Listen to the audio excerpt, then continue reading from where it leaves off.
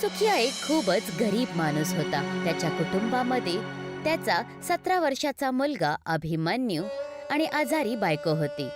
सुखिया दररोज जमीनदारच्या हवेलीमध्ये कामाला जायचा. कसं करू हिच्या इलाजाचा व्यवस्था? किती हिची तब्येत खराब झालीये. सुखियाचा मुलगा अभिमन्यू आत येतो. आपल्या बाबांची काळजी समजतो आणि बोलतो, बाबा, आईचा इलाज करणं खूप गरजेचं आहे. का हिच्या इलाजासाठी काही मदत नाही मागू शकत? सुखिया थंड श्वास घेतो आणि विचारात पडतो. सुखिया हळूहळू हवेलीकडे जातो आणि आत जाऊन झाकतो. जमीनदार आरामात खुर्चीवर बसलेला आहे आणि गावाची लोक काम करत आहे. सुखिया वाकून त्याच्याकडे जातो. मालक, काही मदत हवीये. माझी बायको खूप आजारी आहे. काही पैसे मिळाले असते तर खूप उपकार झाले असते. जमीनदार त्याचं बोलणं ऐकतो आणि हसायला लागतो आणि सगळ्यांच्या समोर त्याला अपमानित करायला सुरू करतो. सुखिया, तुला पैसे हवेत? तुझ्या बापाचं कर्ज तर तू अजून उतरवलं नाहीयेस आणि अजून वरून मला पैसे मागतोयस. लाज नाही वाटत तुला? गाववाले पण जमीनदारच्या बोलण्यावर हसायला लागतात. मालक, हालत खूप खराब आहे. मी तुम्हाला व्याजासोबत वापस करेल. या वेळेस थोडासा सहारा द्यावं. तू असा कोणता करिश्मा करणार आहेस जो व्याजाने पैसे वापस देणार आहेस? गरीब कुठला? तुझा बाप सुद्धा असाच पाया पडत येत होता. त्याच्यासारखंच तुला सुद्धा जगणं आणि मरणं आहे, समजलं? जमीनदारच्या तिखट शब्दांना ऐकून जमीनदारच्या डोळ्यामध्ये अश्रू असतात आणि तो गपचूप तिथून निघून जातो. सुखिया रातभर आपल्या अपमान आणि गरिबीबद्दल विचार करत असतो. जमीनदाराने जी त्याची सगळ्यांच्या समोर बेइज्जती केली होती ती त्याच्या हृदयावर जाऊन लागली होती. काय हेच आयुष्य राहिलंय माझं? बापाचं कर्ज फेडण्यामध्येच माझं आयुष्य जाणार आहे. न माझ्या मुलांची काळजी करू शकतोय, न माझ्या बायकोची. आपल्या अपमान आणि गरिबीच्या दुःखामध्ये पडून सुखियाने रात्रीच आपला शेवटचा श्वास घेतला. त्याच्या कुटुंबावर एक मोठा अंधार आणि दुःखांचा डोंगर कोसळून पडला. अभिमन्यू आपल्या बाबांच्या शरीराला बघून फुटून फुटून रडायला लागतो. बाबा, आम्हाला एकट्याला सोडून का निघून गेलात? गाववाले सहानुभूतीने त्याच्याकडे बघायला लागतात. सुखियाच्या मृत्यूच्या नंतर जमीनदार त्यांच्या झोपडीवर येतो आणि अभिमन्यूला आपल्या हवेलीमध्ये काम करण्यासाठी बोलतो. हे बघ अभिमन्यू, तुझ्या वडिलांचं कर्ज अजूनही बाकी आहे. जर चुकवायचं असेल तर तुला माझ्या हवेलीत काम करावं लागेल. तयार आहेस? हो मालक, जसं तुम्ही म्हणताल. कर्ज फेडण्यासाठी अभिमन्यूने जमीनदाराच्या हवेलीवर काम करण्यास सुरुवात केली. अभिमन्यू झाडू लावत होता तेव्हा खोलीमध्ये ठेवलेल्या आयफोनची घंटी वाजते. अभिमन्यू अचंबित होतो आणि चोहीकडे बघतो आणि हळूच आयफोन उचलतो. हॅलो? तेव्हा मागून जमीनदारची मुलगी अर्चनाची आवाज येते. अरे, हे काय करत आहेस तू? आयफोनला हात लावण्याची हिम्मत कशी झाली तुझी? अभिमन्यू घाबरतो आणि घाबरून त्याच्या हातातून तो आयफोन खाली पडतो आणि तुटून जातो. अर्चना रागात त्याच्यावर ओरडायला लागते. तुला माहित पण आहे की हा किती महागाचा फोन आहे? गरीब कुठल्या, तुझी इतकी हिम्मत? बेबीजी, माझ्याकडनं चूक झाली, मला माफ करा. अर्चना रागात जमीनदाराला बोलवते. बाबा, ह्यानी माझा आयफोन तोडला आहे, तुम्ही ह्याला शिक्षा द्या. जमीनदाराला खूप राग येतो. ऐक आता, तू सरळ आता जेलमध्ये जाणार. मालक, माझ्याकडनं खूप मोठी चूक झाली. कृपा करून माझ्यावरती रहम करा. तुझ्याकडून मला फोनचा पूर्ण पैसा पाहिजे, समजला? 3 दिवसाच्या आत मला नवीन आयफोन पाहिजे. जर तू नाही आणलं तर तुझ्या आईसोबत तुला सुद्धा या गावातून धक्के मारून हाकलून देईल. आणि लक्षात ठेव, या गावात तेव्हाच पाऊल ठेव जेव्हा फोन घेऊन येशील. तो गपचूप हवेलीतून बाहेर निघतो. अभिमन्यू हळूहळू घरी जायला लागतो. त्याच्या डोळ्यामध्ये अश्रू होते आणि चेहरा उदास होता. त्याला हे माहित नव्हतं की तो इतका महाग आयफोन कुठून घेऊन येणार, पण जमीनदाराचा हुकूम पण त्याला मानायचं होतं. बाबाच्या जाण्यानंतर आता हा एक वेगळाच त्रास. आता आईला कसं सांगू? अभिमन्यू चालत चालत अचानक गावाच्या त्या डोंगरावर जाऊन पोहोचतो जिथे जायला लोक घाबरायचे. अभिमन्यू चोहीकडे बघतो आणि विचार करतो. काय करू, कसं एकत्र करू एवढे पैसे? खाव्यामध्ये एक विचित्र आवाज येते, जसं कोणीतरी त्याला बोलवत आहे. कोण कोण आहे इथे? अभिमन्यूच्या समोर एक म्हातारी बाई दिसते. तिच्या जवळच 2 गाय बांधलेल्या होत्या. अरे बाळा, इथे ह्या सुनसान डोंगरावर तू काय करत आहेस? काय तुला भीती नाही वाटत? आई, माझ्या जीवनामध्ये आता काही भीतीसारखं काही उरलंच नाहीये. जेव्हापासून माझे वडील गेलेत, तो सरपंच माझ्या वडिलांना आणि माझ्या आईला नेहमी त्रास देत असतो. आता त्याने मला आयफोन घेऊन यायला सांगितलंय, नाही तर मला आणि माझ्या आईला गावातून काढेल. तर ह्याचा अर्थ ही पूर्ण प्रॉब्लेम त्या आयफोनमुळे झाली आहे. हे बघ, या शेणामध्ये एक खास शक्ती आहे. ह्याला घेऊन जा आणि आपल्या घराच्या बाहेर ठेवून दे. सकाळी ह्याचा चमत्कार स्वतःच बघशील. म्हाताऱ्या बाईचं बोलणं ऐकून अभिमन्यू हैराण होतो. तुम्ही कोण आहात? मी ह्या डोंगराची रक्षक आहे. माझ्याकडे प्रकृतीची विशेष शक्तिया प्राप्त झाल्या आहेत, ज्यानं मी गोबर सारख्या वस्तूंमध्ये पण जादू टाकू शकते.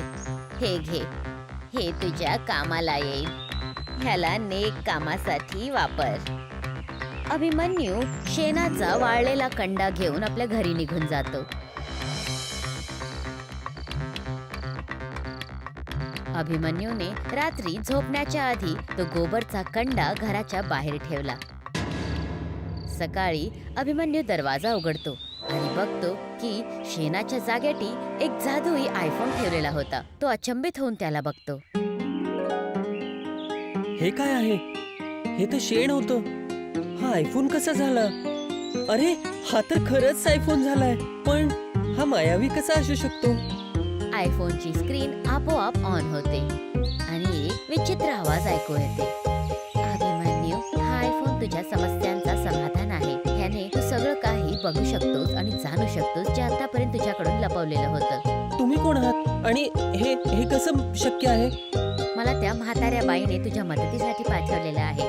मी तुला खरं दाखवण्या आणि जमीनदाराच्या अत्याचारांना उजागर करण्यासाठी तुझी मदत करेन. तर मग काय मी ह्याच्याद्वारे माझ्या वडिलांसोबत आणि दादांसोबत जे झालं त्याचं खरं जाणू शकतो?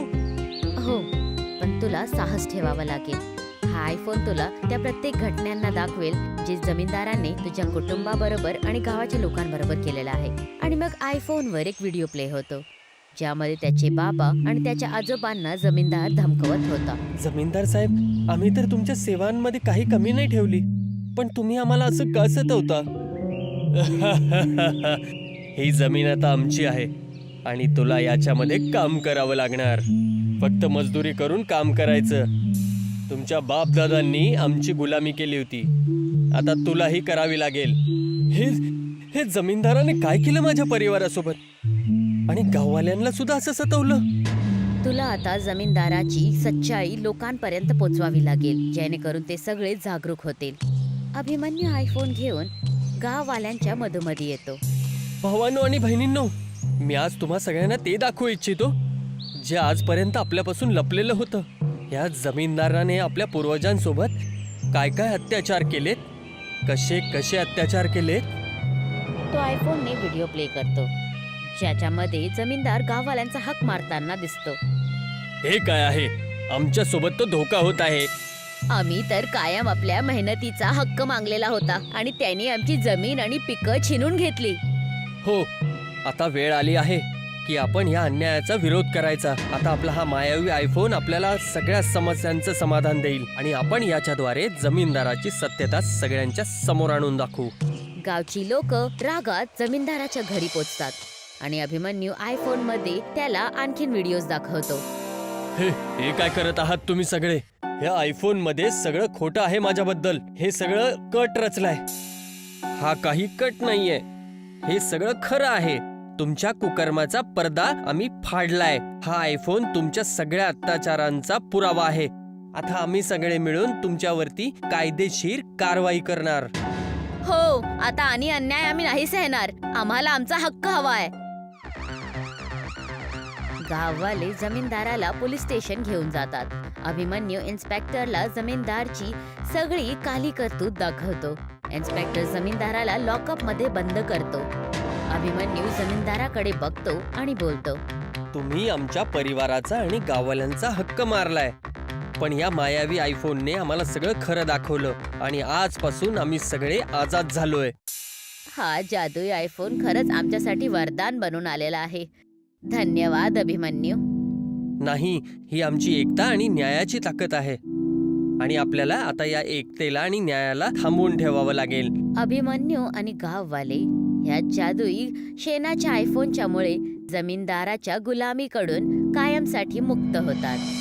आज काही लोकांच्या मध्ये उभा राहून गावाच्या विकासाबद्दल बोलत होता. हे बघा भावांनो, आपल्या गावामध्ये जर रेल्वेची सुविधा आली तर किती फायदा होईल आपल्याला. आपण पहाडातून सोप्या पद्धतीने खाली जाऊया आणि सगळ्या मुलांना शिक्षा मिळेल आणि आपल्याला व्यापार सुद्धा मिळेल. अरे विकास, तुझे हे सगळ्यात मोठे मोठे विचार आमचे उपाशी पोट नाही भरू शकत. आधी स्वतःचं पोट भर आणि मग गावाची चिंता कर. जमीनदार साहेब, बघा, हा परत आपल्या रेल्वे गाडीचा रट्ट लावून बसलाय. अरे विकास, तुझ्यासारखे शिकले सवरलेले लोक स्वप्नाताच्या आयुष्यात जगतात. पहिले आपल्या वडिलाची मजदुरी तर वाचव, मग गावामध्ये ट्रेन आणशील. विकास गपचूप घरी जातो. विकास आपल्या छोट्याशा घरामध्ये होता. त्याची बायको आकांक्षा त्याला बोलते, तुम्ही पूर्ण दिवस गावामध्ये जाऊन विकास करण्याबद्दल बोलत असता. काय मिळालं तुम्हाला आतापर्यंत? त्यांची खिल्ली आणि त्यांचे ठोमणे. आकांक्षा, मी काही चुकीचे नाही बोलत आहे. जेव्हाही मी गावाच्या भविष्याची पर्वा करतो ते यामध्ये वाईट काय आहे? मला तुमच्या ह्या मोठ्या मोठ्या गोष्टी नाही ऐकायच्या. मला फक्त इतकंच माहिती आहे की मला दररोज तुमच्यामुळे गाववाल्यांचे ठोमणे ऐकून ऐकून परेशान झाली आहे. तेव्हा त्याचे बाबा बलदेव तिथे येतात आणि विकासला बोलतात, विकास, हे कधीपर्यंत चालणार? मी आता अजून मजदुरी नाही करू शकत. माझे हात उत्तर देत आहेत. हो बाबा, मी समजू शकतो, पण मी या गावाला बदलायचं स्वप्न बघितलंय. स्वप्नांपासून पोट नाही भरलं जात पोरा. मी तुला शिकवलं सवरवलं हे समजून की तू एक दिवस नोकरी करशील आणि या घराला सांभाळशील, पण तुझी नोकरी तर कुठं लागतच नाहीये. बाबा, मी खूप जागी प्रयत्न केला, पण मला कुठेच यशच नाही मिळत आहे. ऐक मुला, मी तुला 10 दिवसाचा वेळ देतोय. जर 10 दिवसात तुला कुठे नोकरी नाही मिळाली तर तुला माझ्यासोबत विटेच्या भट्टीवरती काम करावं लागेल. रात्रीच्या वेळेस आकांक्षा जेवण वाढताना त्याला बोलते, तुम्ही इतके परेशान का वाटत आहात? बाबांनी जे बोललं आहे त्याच्यामध्ये चुकीचं काय होतं? मी समजू शकतो अशंता, पण मला असं वाटतंय की मी काही खूप मोठं करू शकतो. विटेच्या भट्टीवर काम करण्यासाठी मी अभ्यास नाही केलाय. पण तुम्ही केव्हापर्यंत वाट बघणार? नोकरी मिळणं इतकं सोपं नाहीये. बाबांचं आता वय झालं आहे. हे कुटुंब त्यांनीच सांभाळलं आहे. आता तुमची वारी आहे. पण आकांक्षा, हे सगळं काही दिवसांसाठीच तरी, पण तुम्ही त्यांच्याबरोबर काम करा. जोपर्यंत तुम्हाला व्यवस्थित नोकरी नाही भेटेल, याने तुम्हाला अनुभव पण मिळेल आणि कुटुंबाला सहारा सुद्धा.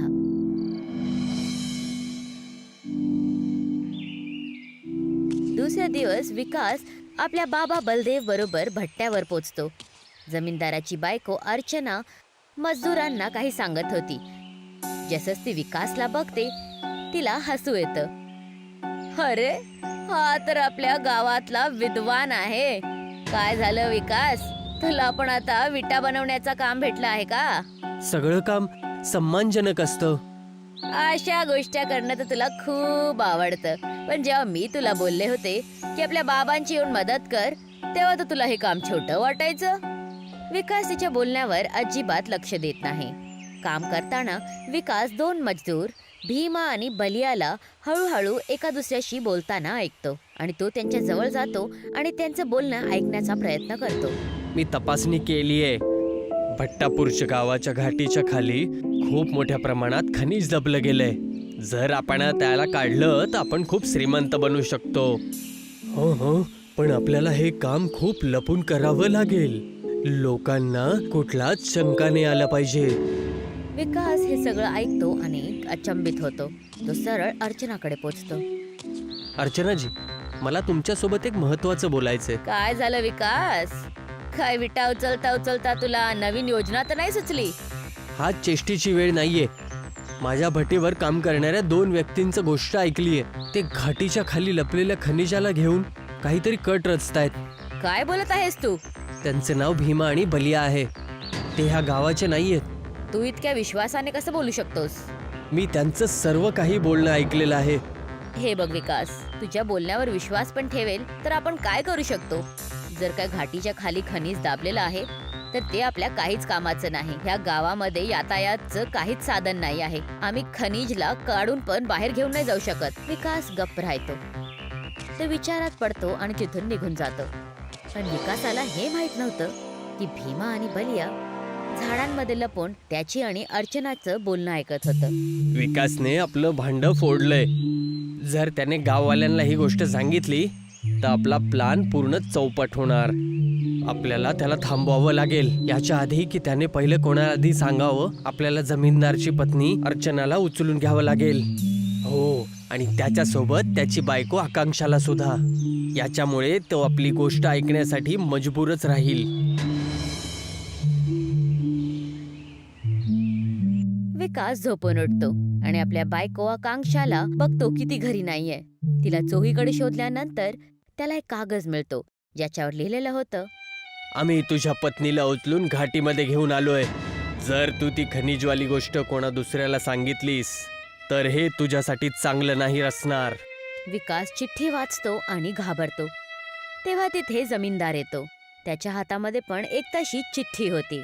हे सगळं तुझ्यामुळे होत आहे. माझ्या बायकोचं अपहरण झालंय. जर तू तिला वापस घेऊन नाही आला तर तुझ्या वडिलांसाठी चांगलं नाही होणार. विकास जंगलाकडे जातो. विकास झाडाच्या खाली जाऊन रडायला लागतो. देवा, मी असं काय केलंय की माझ्या बायको आणि गावावर असं संकट आलंय. तिथे एक हरिण येऊन उभा राहतो. तो काही वेळेसाठी विकासला बघतो. अचानक एक वाघ येतो आणि हरिणावर झपटण्यासाठी तयार होतो. याला वाचवावं लागेल. विकास वाघाच्या आणि हरिणाच्या मध्ये उभा राहतो. वाघ माणसाच्या आवाजामध्ये बोलतो, माझ्या रस्त्यातून बाजूला हो. हा माझा शिकार आहे. तू माणसांसारखं कसं बोलू शकतोय? मी एक मायावी वाघ आहे आणि हे माझं भोजन आहे आणि मला याला खाण्यापासून तू नाही थांबवू शकत. जर तुला काही खायचंय तर मला खाऊन घे, पण या निर्दोष हिरणाला सोडून दे. अचानक वाघ आणि हरिण रंगीत किरणांबरोबर तिथून गायब होतात. त्यांच्या जाग्याटी एक सुंदर पुरुष प्रकट होतो. मी वनरक्षक आहे. तू एक मोठं बलिदान देण्याचं इच्छा व्यक्त करतोय. सांग, आता तुझी काय इच्छा आहे? माझ्या आणि जमीनदारच्या पत्नीचं अपहरण झालंय. गावामध्ये जायचं याचं काही साधन नाहीये की आम्ही आमच्या बायकोला वाचवू शकतो. मी तुझ्या भलाईसाठी आणि गावाच्या भलाईसाठी काही विशेष करेल. वापस विटेच्या भट्टीवर जा. विकास विटेच्या भट्ट्यावर पोचतो. अचानक भट्ट्यामध्ये एक धमाका होतो. जेव्हा तो धुगट बाजूला होतो तर तिथे विटाची एक जादुई ट्रेन तयार होते. ट्रेन मधून एक आवाज बाहेर येते, मी जादुई विटांची ट्रेन आहे. माझा मालक विकास आहे. ते मला जिथे बोलतील मी तिथेच जाणार. विकास ट्रेनच्या आत जातो आणि गाववाल्यांना पण बोलवतो. सगळे आतमध्ये या. ही ट्रेन आपल्याला घाटीपर्यंत घेऊन जाईल. गाववाले हळूहळू ट्रेन मध्ये चढायला लागतात. विकास ट्रेनला बोलतो, आम्हाला घाटीपर्यंत पोहोचवा. जादुई विटांची ट्रेन गडगडाहट बरोबर जंगलाच्या रस्त्याने घाटीच्या जवळ जाऊन पोचते. घाटीच्या किनाऱ्यावर भीमा आणि बलिया उभे होते, जे खजान्यावर कब्जा करण्याचा निर्णय घेत होते. हा आवाज कसला आहे? हा तर रेल्वे सारखा वाटतोय. पण या जंगलाच्या मधोमध्ये ट्रेन कशी येऊ शकते? जादुई ट्रेन घाटीच्या जवळ येते आणि थांबते. दरवाजे उघडतात आणि विकास बरोबर गाववाले पण खाली उतरतात. ट्रेनला बघून भीमा आणि बलियाचे डोळे मोठे मोठे होतात. अर्चना आणि आकांक्षा जे तिथे कैद होत्या त्या विकासला बघतात आणि खुश होतात. विकास, मला माहित होतं की तू मला वाचवण्यासाठी नक्की येणार. तुम्हाला बघून मला खूप खुशी होत आहे. विकास ट्रेनकडे वळतो आणि एका स्वरमध्ये आदेश देतो, हे मायावी ट्रेन या रंगीत दोघांना प्रकाश पकडून घे. येतो आणि भीमा आणि बलियावर पडतात आणि काही क्षणांमध्ये ते दोघे जण ट्रेनमध्ये बनलेल्या कैदखान्यामध्ये आपल्याला पाहतात. हे काय होत आहे? हे सगळं तू केलं विकास? तू आमच्या गावातलं खनिज चोरण्याचा प्रयत्न केलास आणि गाववाल्यांना नुकसान पोहोचवायचा प्रयत्न केलास. आता तू तुझ्या कर्माची फळं भोगशील. विकास गाववाल्यांकडे वळतो आणि एकदम जोशवाल्या अंदाजामध्ये म्हणतो, मित्रांनो, आपल्या ह्या गावाच्या खाली वेशीमध्ये खूप मोठ्या खनिजाचं भंडार आहे. आता आपल्याला कोणावरती निर्भर राहायची गरज नाहीये. या खनिजाला इथून आपण काढून शहरामध्ये विकून टाकू आणि आपल्या गावाचा विकास करूया. जमीनदार विकासकडे येतो. विकास, मी तुझ्या बोलण्याचा नेहमी मजाक उडवला, पण आज मी मानून गेलोय. तू आमच्या गावाला खरंच बदलण्याची ताकद दाखवलीयस. विकास, मी कायम तुझी खिल्ली उडवली आहे आणि तुझ्या विचारांना चुकीचं ठरवलं आहे. आज मला माझ्या चुकीचा अहसास झाला आहे. मला माफ कर रे. माफी मागायची काही गरज नाहीये. आता आपण सगळे मिळून आपल्या गावाला पुढे न्यायचं आहे. त्या दिवसापासून गाववाले मिळून खनिज काढण्याचं काम सुरू करतात. जादुई ट्रेन खनिजला घाटीतून गावामध्ये पोहोचवण्याचं काम करते. हळूहळू गावाचं दृश्य बदलून जातं. जिथे पहिला झोपड्या होत्या तिथे आता सुंदर घरं, स्कूल, हॉटेल आणि बाजार बनलेलं होतं आणि विकासच्या गावामध्ये चोहीकडे आनंद आणि समृद्धीचा माहोल होता.